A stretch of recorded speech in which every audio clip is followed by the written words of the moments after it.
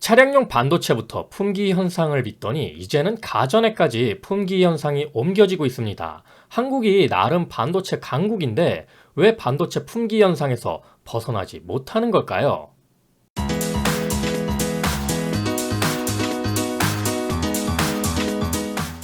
안녕하세요. 세상의 모든 지식들을 재밌고 쉽게 풀어드리는 네오의 지식창고입니다. 우리는 이제 예측할 수 없는 인생의 한 가운데 놓여 있습니다. 코로나19라는 전염병은 우리 일상생활에 아주 많은 변화를 만들고 있죠.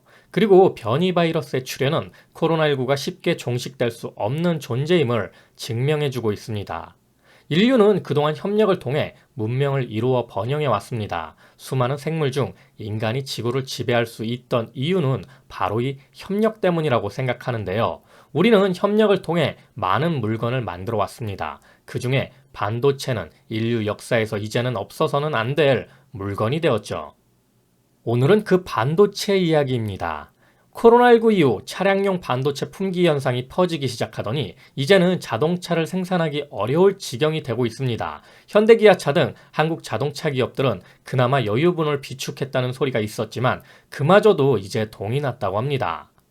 당장 현대차는 4월 19일 아산 공장의 문을 또다시 닫기로 했습니다. 현대차는 아산 공장 생산이 재개됐던 지난 14일에서 16일 반도체 수급 상황에 따라 이날 휴업 여부를 결정한다는 계획이었지만 결국 우려는 현실이 됐는데요. 현대차에 따르면 아산 공장은 오는 4월 20일까지 이틀간 생산을 중단했습니다. 그리고 21일 생산 재개가 다시 시작됐다고 하는데요. 내수 최다 판매 차종인 그랜저와 소나타 생산 라인이 있는 아산 공장이 멈출 정도로 차량용 반도체 수급이 어려운 상황입니다. 이렇게 차량용 반도체가 문제가 되고 있는데 도대체 어떤 반도체이길래 삼성전자와 SK 하이닉스에서는 수급을 해주지 못하는 걸까요? 차량용 반도체에서 가장 많이 쓰이는 것 중 하나가 바로 마이크로 컨트롤 유닛, 즉 MCU입니다. 이게 부족해서 전 세계 완성차 업체들의 가동이 멈춰지고 있는데요. 미중 무역 분쟁이 시작되기도 이전 저는 고성능 반도체는 미국에서, 중간 정도 성능의 반도체는 한국과 대만에서, 그리고 값싼 저가 반도체는 중국에서 생산이 될 것으로 예측했었습니다. 그런데 미국에서 적극적으로 중국의 반도체 굴기를 막으면서 중국이 계획했던 반도체 자급률이 그리 높아지지가 않았고요. 앞으로 4차 산업혁명을 통해 자율주행과 사물 인터넷까지 확대가 된다면 반도체 수요량은 우리의 상상보다 훨씬 더 클 것으로 생각됩니다.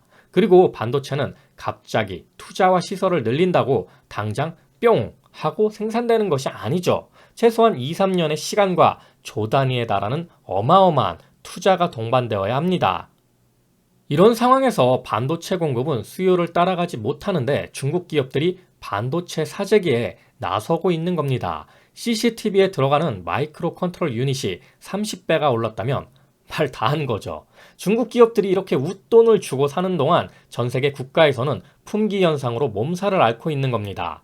마이크로 컨트롤 유닛은 비단 자동차에만 들어가는 것이 아니라 대부분의 가전에도 들어가는 흔하지만 핵심 비메모리 반도체입니다. 그렇기에 이 반도체의 품귀 현상으로 이제는 자동차를 넘어 스마트폰도 생산량을 줄이고 있고요. TV, 생활가전, PC, 소형 전자기기 등 IT 산업 전반으로 번지고 있습니다. 가격이 제품별로 많게는 30배 이상 뛰었지만 웃돈을 얹어줘도 이 마이크로 컨트롤 유닛 확보가 쉽지 않다고 합니다. 이렇게 확보에 비상이 걸린 마이크로 컨트롤 유닛을 생산하는 기업 중 하나인 ST 마이크로 일렉트로닉스 본사에 문의해도 주문 후 공급까지의 기간이 기본 40주, 일부 품목은 2년까지 늘었다고 할 정도니 얼마나 심각한지 예상할 수 있는 대목입니다. 심지어 삼성전자와 LG전자조차 디스플레이 구동칩, 파워 반도체 등을 원활하게 조달하지 못해 TV와 가전제품을 계획 물량보다 10에서 20% 이상 적게 생산 중인 것으로 알려졌는데요. 이런 상황이라면 조만간 가전제품 가격 인상도 도미노처럼 일어날 것으로 생각됩니다. 이렇게 마이크로 컨트롤 유닛의 수급 체계가 무너진 것을 보면서 실로 코로나19로 인한 글로벌 서플라이 체인이 많이 망가진 것을 실감할 수 있게 된 것 같은데요. 한국이 반도체 강국이라고는 하지만 그것은 거의 메모리 반도체만의 이야기인지라 차량용 반도체나 가전이나 전자기기에 들어갈 다양한 비메모리 반도체를 원활하게 만들 수 있는 환경은 아닌 거죠. 그나마 DB 하이텍이 그 빈자리를 메우고 있는 기업 중 하나인데요.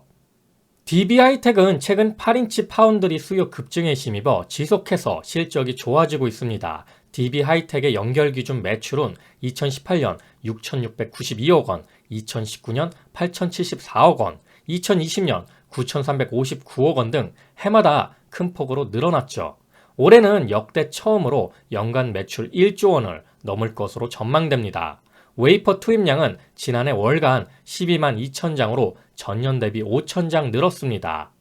이렇게 DB 하이텍의 실적을 견인하는 8인치 웨이퍼는 구공정에 속합니다. 2010년을 전후해 반도체 업체들은 8인치 웨이퍼용 반도체 설비를 점차 폐쇄했죠. 때문에 장비가 희소성이 높아 구하기가 상당히 힘든 데다 투자를 하더라도 이윤이 많이 남지 않는 단점으로 삼성전자와 SK 하이닉스 같은 반도체 대기업들은 12인치 웨이퍼 장비 투자를 선호한 경향이 있었습니다. 그러니까 웨이퍼 크기를 늘려 더 세밀하고 많은 반도체를 생산하는 게 효율적이란 뜻이죠.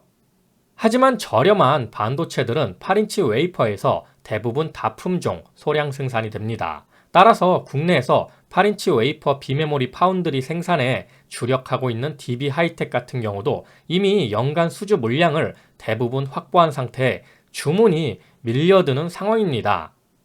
나름대로 DB 하이텍은 이런 실적 호조세에도 불구하고 좀처럼 증설 계획을 내놓지 않고 기존 생산 설비를 효율화하는 데 집중하고 있습니다. 지난해 생산 능력을 보완하는데 911억 원을 투자했고 올해는 818억 원 규모의 투자 계획을 세워뒀는데요. 하지만 제가 보기에는 택도 없습니다.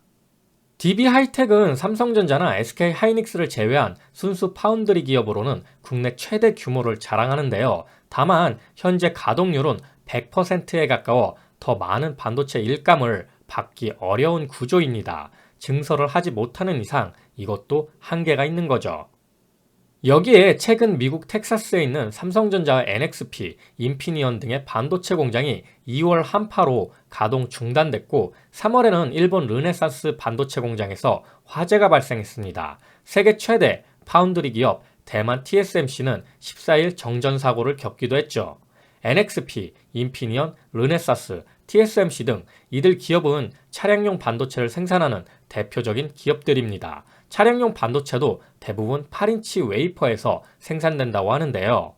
이런 이유들로 차량용 반도체 품귀 현상이 시작되었고 이런 것들이 연쇄적으로 반응하며 마이크로 컨트롤 유닛 생산까지 영향을 미치면서 이제는 CCTV나 전자레인지처럼 흔한 제품들마저 생산이 여의치 않은 상황에 직면하게 된 겁니다. 차량이나 IT기기, 전자제품에 들어가는 비메모리 반도체는 메모리 반도체처럼 소품종 대량 생산이 아닌 다품종 소량 생산이기 때문에 신경 쓸 것도 많고 마진도 그리 크게 남지 않는다고 합니다. 그렇기 때문에 삼성전자와 SK 하이닉스는 이런 반도체를 굳이 생산할 필요성을 느끼지 못했던 거죠. 거기다 미국의 중국 반도체 산업 제재가 지속적으로 이어질수록 중국 기업들은 계속 반도체 사재기에 나설 겁니다. 때문에 반도체 품귀 현상으로 골머리를 앓고 있는 게 현재 미국인데요. 바이든 대통령은 현지 시간 4월 12일 삼성전자를 비롯한 19개 글로벌 기업들을 대상으로 진행된 백악관 반도체 화상회의에 직접 참석해 미국 내 반도체 공급망 확대와 일자리 늘리기 계획을 천명했습니다. 그는 회의에서 동그란 반도체 웨이퍼를 들어올려 보이며 이것은 인프라다. 우리는 어제의 인프라를 수리하는 것이 아니라 오늘의 인프라를 구축할 필요가 있다고 강조하며 투자를 확대하겠다는 뜻을 밝혔습니다. 또한 바이든 대통령은 중국과 세계의 다른 나라는 기다리지 않는다. 미국이 기다려야 할 이유가 없다며 미국도 다른 국가와 마찬가지로 반도체에 대한 공격적인 투자를 집행해야 한다는 점도 강조했는데요. 과연 바이든 대통령의 의지대로 반도체 품귀 현상은 해결될 수 있을까요? 일반 자동차에 탑재되는 반도체의 수는 약 200개에서 300개 정도가 된다고 합니다. 하지만 자율주행차 시대가 도래할 경우 2,000개 이상의 반도체가 필요할 것으로 예상되는 만큼 시장 성장도 기대가 된다고 하는데요. 현재 상황을 보자면 반도체 가격, 즉 단가가 높아지더라도 이처럼 생산이 뒷받침되지 못하는 악순환이 이어진다면 당분간 반도체 품귀 현상은 해결되기 힘들 거라 생각됩니다. 또한 미국이 중국의 반도체 굴기를 저지하며 반도체 직접 생산에 나서고 있다는 점과 중국과 미국의 생산 거점을 가진 삼성전자와 SK하이닉스의 선택적 고민들도 더 늘어나게 되겠죠. 미국을 선택해야 하나? 중국을 선택해야 하나? 대만의 TSMC는 그냥 미국 줄에 바로 서면서 지금 최대 호황을 누리는 중이기도 합니다. 오늘은 이렇게 반도체 품귀 현상에 대해 알아보았는데요. 앞으로 자동차나 가전제품에도 이런 품귀 현상으로 치솟는 반도체 가격의 전가가 시작되지 않을까 조심스레 예측해봅니다.